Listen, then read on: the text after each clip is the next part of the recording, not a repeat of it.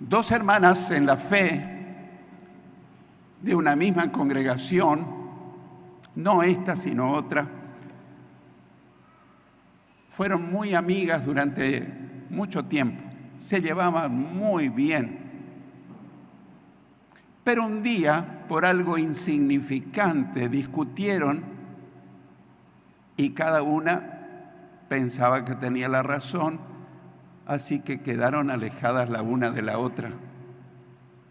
Y todo alejamiento de un hermano, de una hermana, provoca dolor, aunque uno haya sido el culpable o uno haya sido la víctima. Toda separación, toda enemistad, todo lo que pueda ocurrir entre nosotros siempre trae dolor, nos hace sentir a veces culpables y a veces con remordimiento de conciencia. Una de ellas habló con su pastor porque ella pensaba alejarse de la iglesia y le dijo: eso no te conviene, porque si te alejas, lo más probable es que nunca vuelvas. Y mientras asistís a la iglesia hay la posibilidad que te reconcilies con la hermana con la cual tuviste un problema. Y pasó el tiempo y seguían juntas, pero un día estaban en el mismo culto y escucharon un mensaje como el que hoy quiero compartir con ustedes. Y después de terminar este mensaje les voy a terminar de contar qué pasó con esas dos hermanas que habían estado resentidas o alejadas la una de la otra. El domingo pasado hemos meditado sobre el tema permanecer unidos en Cristo. ¿Lo recuerdas? ¿Lo recordás? Permanecer unidos a Cristo. Y hemos visto que quien permanece unido a Cristo produce mucho fruto. Y no se puede estar unido a Cristo y no unido a la congregación, porque Cristo es la cabeza de la iglesia y la congregación es el cuerpo de Cristo según la palabra de Dios. Así que no es válido eso. Yo con Dios ando bien, pero con algunos hermanos tengo problemas. Pero tenemos que estar en armonía con los hermanos, con la congregación, permanecer fiel y firme en la iglesia, porque de esa manera permanecemos firmes y fieles en el camino del Señor. Porque ¿quién constituyó la iglesia? El Señor edificó su iglesia y dice que ni las puertas del Hades prevalecerán contra ella. O sea que si nosotros no permanecemos en la iglesia, según la palabra de Dios, no permanecemos unidos a Cristo tampoco.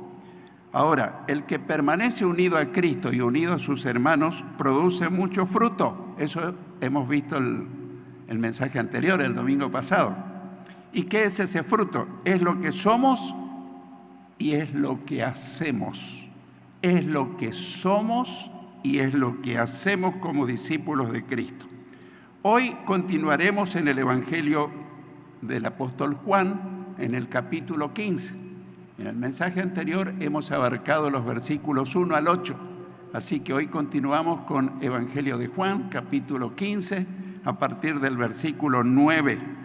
Jesús dice a sus discípulos: yo los he amado a ustedes tanto como el Padre me ha amado a mí. Permanezcan en mi amor. Lo quiero reiterar, porque cada palabra, cada pensamiento del Señor es tan importante que a veces uno lo lee y si lo sabe de memoria el texto, se nos pueden pasar algunos detalles muy importantes. El Señor le dice a sus discípulos: yo los he amado a ustedes. ¿Cómo, Señor? Tanto como el Padre me ha amado a mí. Permanezca en mi amor. Así que Jesús dice que Él amó a sus discípulos tanto como el Padre lo amó a Él.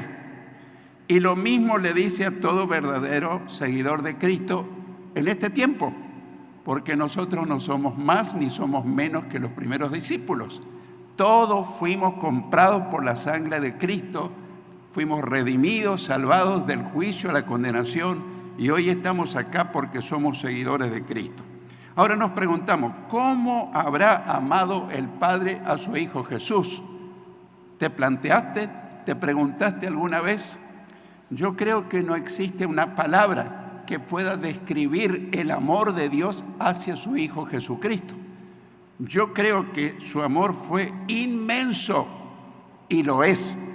Y su amor, podemos decir, incomprensible para la mente humana. Y podríamos usar muchos adjetivos, calificativos, pero la mente humana no alcanza a comprender el amor que tuvo el Padre para con su Hijo Jesús. ¿Y cuánto habrá sufrido el Padre cuando Jesús estaba en la cruz desangrándose por culpa nuestra, para rendir su vida, su sangre, para que nosotros tuviéramos la oportunidad de recibir el perdón de nuestros pecados y la salvación del alma, la vida eterna, si nosotros en vida lo recibimos en el corazón como Salvador y Señor y lo seguimos? Así que el amor del Padre hacia su Hijo fue incomparable, indescriptible para la mente humana, para el razonamiento humano. Y Jesús dice que de esa manera Él también amó a sus discípulos. Y hoy te dice a vos y me dice a mí: te amo como el Padre me amó a mí. Y yo digo: gracias, Señor, tu amor es incomparable. Porque nosotros estamos acostumbrados a usar la palabra amor para cualquier situación y tal vez hemos disminuido el inmenso valor de lo que significa el amor verdadero. Hoy se confunde con muchas otras cosas. Luego dice Jesús en el mismo versículo 9: permanezcan en mi amor, permanezcan en mi amor. Otras versiones dicen: no se aparten de mi amor. Y otra versión más sencilla y más comprensible dice: nunca dejen de amarme. ¿Pero es acaso que podemos llegar a dejar de amar a Jesús? De mi observación de la vida cristiana de muchos años, yo vi triste y lamentablemente que muchos hermanos que en algún momento amaban con todo su corazón al Señor, lo seguían, lo servían, se mantenían fieles, despacito se fueron enfriando, porque dice que por haberse multiplicado la maldad, el amor de muchos se enfriará. Y nosotros los cristianos no estamos exentos de enfriarnos. Hoy un poquito, mañana otro poquito, un culto menos, oro menos, leo menos la Biblia, voy perdiendo la comunión con mis hermanos en la congregación y voy perdiendo la comunión con el Señor. Quiero que recuerdes, no se puede tener comunión con el Señor y no con la iglesia, porque las dos cosas van juntas. El Señor es la cabeza, la iglesia es el cuerpo de Cristo. Así que uno puede llegar a enfriarse y despacito, sutilmente ir perdiendo el amor hacia Dios sin darnos cuenta. Nadie de buenas a primeras dice: yo voy a dejar de amar al Señor. Todos decimos: eso no va a ocurrir nunca. Pero lentamente, a través de la historia bíblica y a través de la realidad, nos damos cuenta que nuestro amor se puede ir apagando hacia el Señor y hacia los hermanos. Y el propio Señor dice algo muy interesante, porque a veces asociamos el amor con la emoción, ¿verdad? A veces pensamos que si estamos enamorados, apasionados, que se trata de nuestros sentimientos. Pero sin embargo, cuando Jesús habla del amor, el amor a Él, el amor a Dios, no se trata de sentimientos. Y no queremos decir que no incluye los sentimientos, pero la base del amor a Dios y a los hermanos es otro. Y Jesús lo explica. Dice: el que acepta mis mandamientos y los obedece, ese es el que me ama. El que acepta mis mandamientos y los obedece, ese es el que me ama. Y el que me ama será amado por mi Padre, y yo lo amaré y me manifestaré a Él. O sea que una presencia sobrenatural de Jesús en los discípulos que lo aman. No aparece en pantalla este texto porque es un texto auxiliar. Y yo solamente voy a mostrarle el texto básico, que es Juan capítulo 15, versículos 8 o 9 al 17. Yo lo amaré y me manifestaré a Él. El que me ama, mi palabra obedecerá. Y mi Padre lo amará y vendremos a Él y nos quedaremos a vivir con Él. Esto es incomprensible para la mente humana. Que Dios el Padre y Dios el Hijo pueda vivir en nosotros a través del Espíritu Santo es casi para nosotros un ideal inalcanzable. Pero son palabras de Jesús. Por si después querés tomar nota, en tu casa podés leer Juan capítulo 14, versículos 21 y 23. Juan 14, 21 y 23. Toma nota y después en tu casa lo lees, porque si lo lees ahora te vas a distraer. Avanzando al siguiente versículo 10, Jesús dice: cuando obedecen mis mandamientos, permanecen en mi amor. Cuando obedecen mis mandamientos, permanecen en mi amor. Así como yo obedezco los mandamientos de mi Padre y permanezco en su amor. Qué interesante, ¿no? No se trata de emociones, sino de obediencia. Pero hoy hablar de obediencia, para muchos la palabra obediencia es un sinónimo de castigo. ¿Obedecer? No, yo no obedezco a nadie. Pero un cristiano es obediente a Dios, es obediente al Señor. ¿Estamos de acuerdo? ¿Estamos bien todavía? Un verdadero hijo de Dios dice: Señor, en mi vida tú eres el que manda y yo te obedezco. Así que dice en este texto, el versículo 10, el Señor Jesús: cuando obedecen mis mandamientos, permanecen en mi amor, así como yo obedezco los mandamientos de mi Padre y permanezco en su amor. No hay la menor duda que para permanecer en el amor del Señor necesitamos, ¿qué necesitamos? Obedecerle. Así como Él obedece los mandamientos de su Padre y permanece en su amor. Si hubo alguien que le obedeció 100% al Padre, fue el Señor Jesús. Y nosotros, por ser seguidores de Jesús, debiéramos obedecer a Dios y al Hijo también con todo nuestro corazón. Obediencia. En la carta a los Romanos, el apóstol Pablo habla de este tema, pero habla para los que son discípulos obedientes, a los que le siguen, a los que hacen la voluntad de Dios.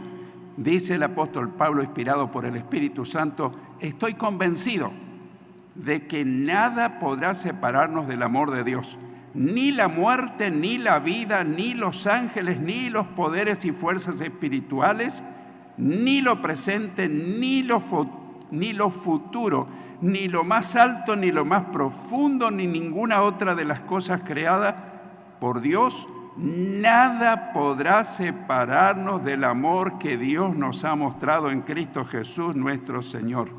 Si tomás nota, Romanos 8, 38 y 39. Pero siempre y cuando nosotros seamos discípulos obedientes. Nunca el Señor nos dejará de amar. Con una condición: que le obedezcamos, que le sigamos, que le seamos fieles. Avanzamos al versículo 11 de Juan capítulo 15. Versículo 11, Jesús dice: les he dicho estas cosas para que se llenen de mi gozo. Así es, desbordarán de gozo. Reitero, Jesús está hablando y está hablando de algo que nosotros muchas veces buscamos en muchas cosas, pero no lo encontramos, porque el gozo verdadero solamente viene del Señor. El gozo del Señor mi fortaleza es, y cuando no tengo el gozo del Señor, empieza a invadirme debilidad, dudas, incertidumbre. Les he dicho estas cosas para que se llenen de mi gozo, así desbordarán de gozo. El propósito de hablar Jesús a sus discípulos es que nos llenemos de su gozo. El gozo del Señor. Fíjate que no dice que se llenen del gozo, que se llenen de mi gozo. Tal vez alguna vez pensaste cómo habrá sido el carácter de Jesús. Yo te puedo decir por las Escrituras que Jesús era un hombre gozoso, un hombre lleno de fuerza interior. Y si no, ¿cómo venció tantos ataques, tantas blasfemias, tantos insultos, tantos desprecios? Y nos preguntamos, ¿por qué a veces a nosotros nos afectan mucho? Tal vez nos está faltando el gozo del Señor, porque cuando estamos llenos de gozo, no importa lo que digan de nosotros, no importa las críticas, la censura, el gozo del Señor nos invade. Y ese gozo será desbordante, será pleno, será completo. Jesús nunca da cosas a medias, sino que da completo. Ahora, recordemos que el fruto del Espíritu Santo tiene 9 virtudes. Nunca diga los frutos del Espíritu Santo, porque no son los frutos, es el fruto. Ahora, el fruto del Espíritu Santo tiene 9 virtudes. ¿Los recordás? Bueno, vamos a ir despacito. El primero, gozo. No, perdón, el primero es amor. Y el segundo, ahí nomás al comienzo, gozo, paz, paciencia, amabilidad, bondad, fe o fidelidad, mansedumbre o humildad y dominio propio. Por si tomás nota, Gálatas 5, 22, 23.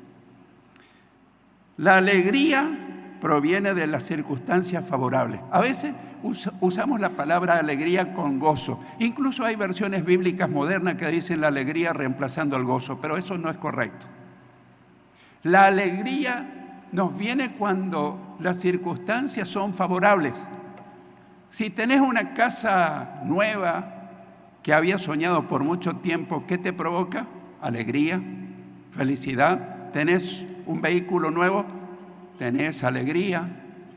Si todo está bien en casa, tenemos dinero, tenemos alimentos, ¿qué provoca? Alegría. Pero en cambio, el gozo del Señor proviene del Señor. Y hay algo llamativo, el gozo del Señor viene aún en medio de las circunstancias adversas. Cuando todo parece de mal en peor, alguien nos mira y dice, pero pareces de madera, ¿vos no sentís nada? ¿Por qué me lo preguntás? Y porque el problemón que estás pasando y yo te veo gozoso. Y el cristiano le dice, ese gozo no es mío, eso me lo da el Señor a través de su Espíritu Santo. ¡Gloria a Dios! ¡Amén! Así que cuando estás pasando un problema, yo quiero darte una buena noticia. Aún en medio de la situación más tétrica, más difícil, el Señor te ofrece su gozo. Las circunstancias producen alegría, pero el gozo proviene del Señor, es parte del fruto del Espíritu Santo y hoy mismo te lo quiere dar si estás dispuesto a recibirlo. En el versículo 12, siempre, Evangelio de Juan capítulo 15, versículo 12, Jesús dice, este es mi mandamiento, ámense unos a otros de la misma manera que yo los he amado. Y cuando uno lo lee así someramente parece que, ¿qué dice? Pero yo conozco de memoria ese versículo. Pero tratemos de entenderlo. Este es mi mandamiento. Ámense unos a otros, ¿cómo, Señor? De la misma manera en que yo los he amado. Ay, ay, ay. Está alta la vara, ¿no? Notemos que Jesús nos pide que nos amemos unos a otros recíprocamente. Pastor, pero ¿y si la otra persona no me ama? ¿Qué quiere que haga? Bueno, si sos un verdadero seguidor de Cristo, lo vas a amar igualmente. Parece una paradoja, algo contradictorio. Si el otro me tiene bronca, ¿yo lo tengo que amar? Así es.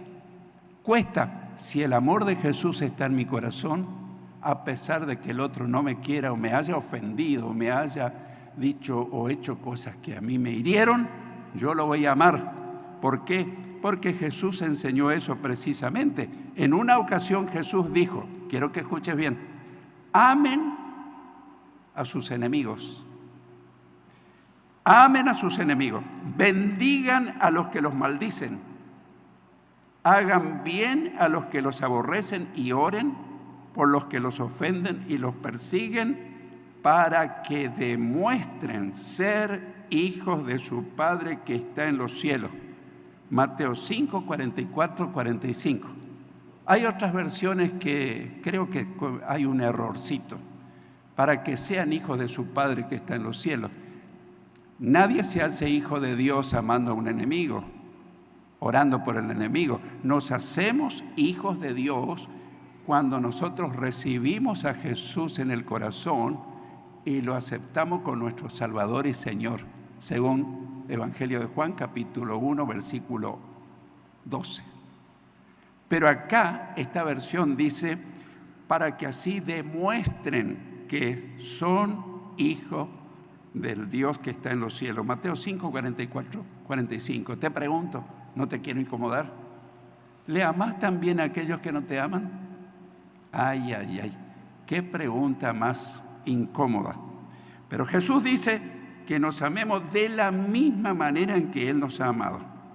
En el versículo 13, siguiente versículo, Jesús habla de sí mismo, hablando de sí mismo. No hay un amor más grande que el dar la vida por los amigos. No hay un amor más grande que el dar la vida por sus amigos. Está hablando de sí mismo. Ahora surge una pregunta. ¿Queremos que Jesús sea nuestro amigo? Tal vez no te preguntaste nunca. Nosotros lo aceptamos Jesús como nuestro Salvador, nuestro Señor. Y tal vez avanzamos y lo aceptamos como nuestro buen pastor. Pero que Jesús sea mi amigo, con el cual comparto mis gozos, mis alegrías, comparto mis momentos de victoria y comparto mis momentos de llanto, especialmente cuando estoy pasando un momento de dolor. ¿A quién le vamos a contar nuestras cuitas, nuestros pesares? A veces corremos con la mejor intención de contarle a un hermano, a un familiar. No es que no lo podamos hacer, pero a veces le amargamos la vida al otro. Pero el que nos espera para consolarnos, para fortalecernos, para vendar nuestras heridas, es el Señor Jesucristo, si Él es nuestro amigo. Al amigo se le cuenta todo, se comparten los momentos de gozo y los momentos difíciles. ¿Queremos que Jesús sea nuestro amigo? Esta es la pregunta. ¿Querés realmente que Jesús sea tu amigo? ¿Sí o no? ¿De verdad? Él pretende ser tu amigo y mi amigo. Ahora, en el versículo 14, Jesús da las condiciones para ser sus amigos. Y no sé si vamos a querer mantener nuestro deseo de que Él sea nuestro amigo. En el versículo 14 Jesús dice, ustedes son mis amigos si hacen lo que yo les mando. ¿Seguimos queriendo que Jesús sea nuestro amigo? La verdad, honestamente, muchos de nosotros queremos que Jesús sea nuestro amigo, pero a veces queremos pasar por alto lo que Él nos manda hacer. Pero la condición para que Jesús sea nuestro amigo es que le obedezcamos. Y Él va a seguir siendo nuestro amigo en las buenas y en las malas. En el versículo 15 Jesús les dice, ya no los llamo esclavos. Otras versiones más antiguas dicen, o siervos, porque el amo no confía sus asuntos a los esclavos o a los siervos. Ustedes ahora son mis amigos porque les he contado todo lo que el Padre me dijo. ¿Verdad? A un extraño no le compartís tus intimidades, tus secretos. No todo amigo es digno de que le contemos cosas muy privadas, pero a veces hay amigos buenos, fieles, que no van a salir a comentar. Entonces, Jesús está hablando de que ahora Él le llama amigo a sus apóstoles, a sus discípulos. En este caso, le he contado todo lo que el Padre me dijo, todo lo que el Padre le reveló. Él no lo revelaba a las multitudes. Había cosas secretas de Dios que Él le revelaba solamente a sus discípulos más cercanos. A los que nos hemos hecho seguidores de Jesús, Él ya no nos llama esclavos o siervos, porque el amo no confía sus asuntos privados, íntimos, a cualquiera, sino a sus amigos.